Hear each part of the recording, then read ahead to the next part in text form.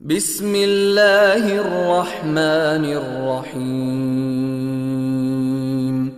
إذا زلزلت الأرض زلزالها وأخرجت الأرض أثقالها